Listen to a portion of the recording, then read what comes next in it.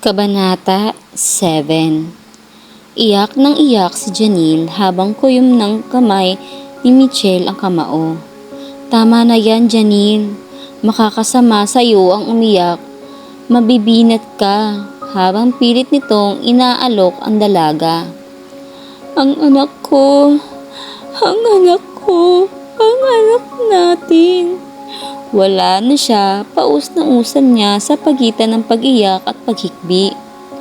Wala na tayong magagawa, ang sabi ni doktora ay napakahina talaga ng kapit ng baby. Masuyong hinahaplos ng binata ang mahaba niyang buhok. Pero bakit siya pa? Ang alam naman niya na gustong gusto kong magkaanak. Paano na ako ngayon? Shh! Tama na yan. Isipin mo na lang na hindi siya para sa atin ha. Napahikbi na lang si Janine.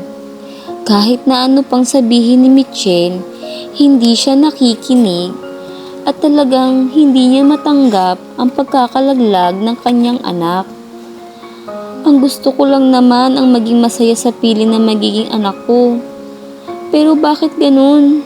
Ang sakit-sakit nito. Tahan na, mabibinat ka. Muling alo nito nang lumakas pa ang paghikbi niya. Tumahimik naman si Janine at pilit na kinakalma ang sarili. Pero sa kaloob-loobang bahagi ng kanyang puso, naroon pa rin ang lumalanglang kalulungkutan at nadaramdam. Mahabang sandali pa ang lumipas bago nakatulog ang dalaga. Nanatili naman sa tabi niya si Michelle at halos ay hindi na siya iniiwan. 4 na araw siya sa ospital, 4 na araw din na punong-puno ang kahungkatan ng kanyang puso at isipan. 4 na araw ding hindi umalis sa tabi niya si Michelle. Kasama niya ito lumabas ng ospital at hinatid siya sa kanyang condo unit. Umuwi ka na, pagtataboy ni Janine sa binata nang makahiga na siya sa kanyang kama. No, sasamahan kita rito. Michelle, please, gusto kong mapag-isa. Para ano? Baka kung anong maisipan mong gawin. At ano akala mo sa akin? Malungkot lang ako, Michelle. Pero malinaw pa rin ang utak ko. Hindi pa ako nababaliw, okay? May kalakip na galit ang tinig niya. Janine, hindi naman yun ang ibig kong sabihin na. At ano pala? Nag-aalala ka na baka kung anong gawin ko? Ano naman ang gagawin ko sa sarili ko, ha? Jan, please go away. Ayoko muna ng kausap. Nakahiga na siya nang napatalikod dito. Indikasyon na ayaw na talaga nitong makausap at makita. Napabuntong hininga na lang si Michelle. Sige, aalis na muna ako. Basta kapag may problema ka, just call me ha. Hindi na siya kumibo. Naiiling na humakbang na lang ang binata palabas. Igagalang muna nito ang pagpadalamhati ni Janine.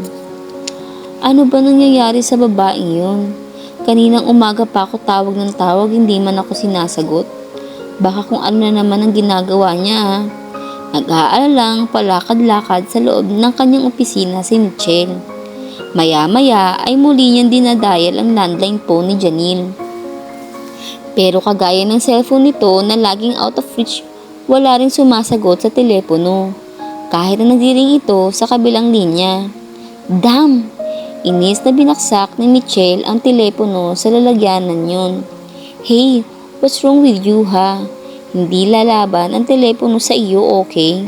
Muli sa pagmumukas ng pinto ay sa pagpasok ni Henrik. Papa, kayo pala. Bahagya namang napahiya si Michelle nang makita ang ama. Bakit kayo narito? Napadaan lang ako rito sa office mo. Galing kasi ako dyan sa itaas. May pinag-usapan kami ng Tito Red mo. Anyway, ano bang nangyayari sa iyo at parang aburido ka? May problema ka dito sa office? May nalugi ka bang transaction? Wala ho.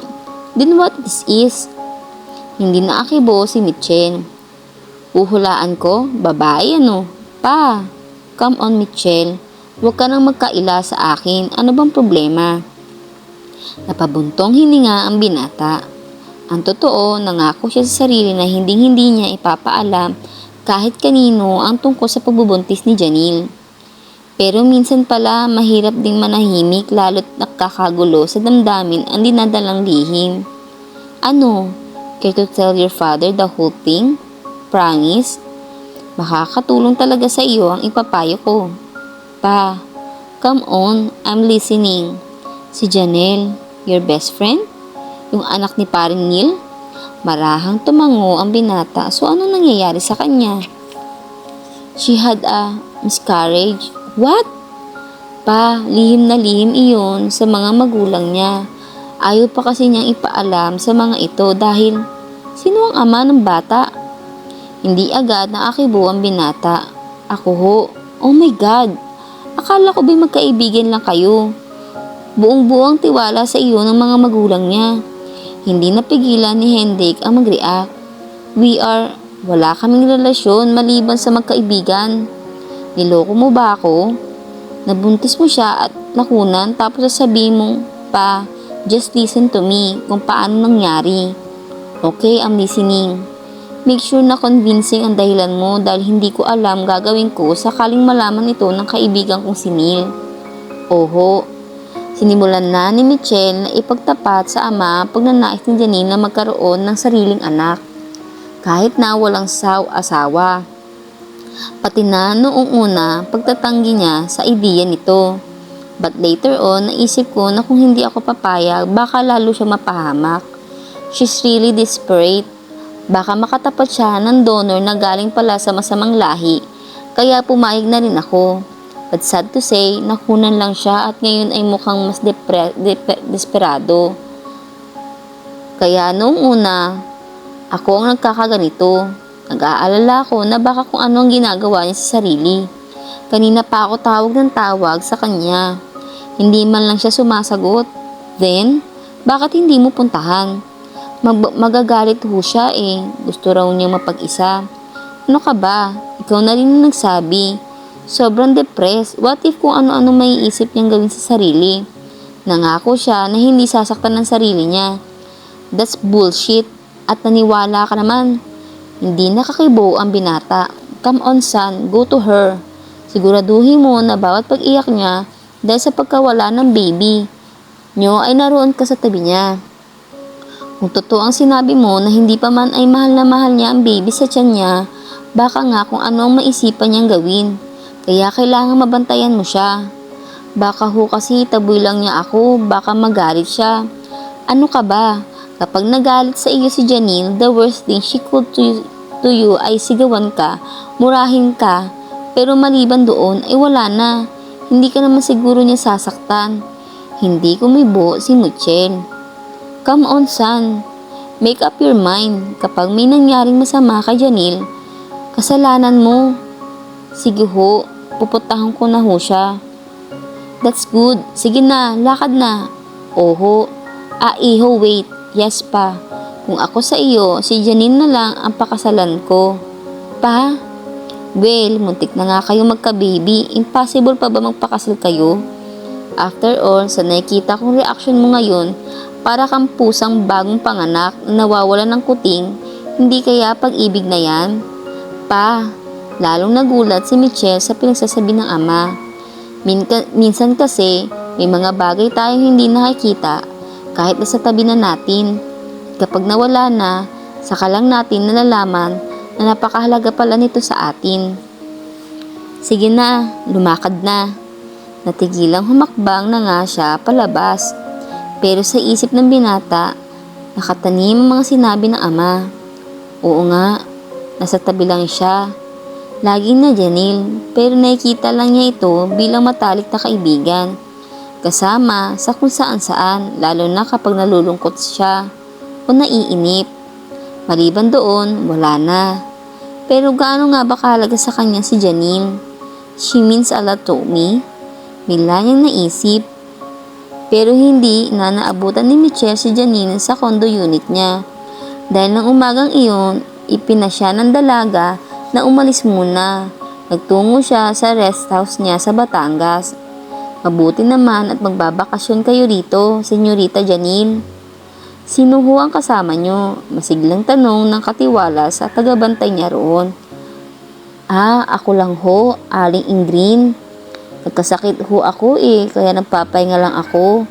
Pakikuha na lang ho ako sa kotse ng maleta ko at masama pa sa akin ang magbuhat. Ipinabuhat ko nga lang yun kanina sa janitor sa kondo. Pilit ng ngiti ng wika ni Janine sa matanda. Oho, senyorita. Sige ho, Umning, Kitty, Sanchay, daw, halina kayo sa loob. Tawag niya sa 4 na alaga na isinama niya sa kotse.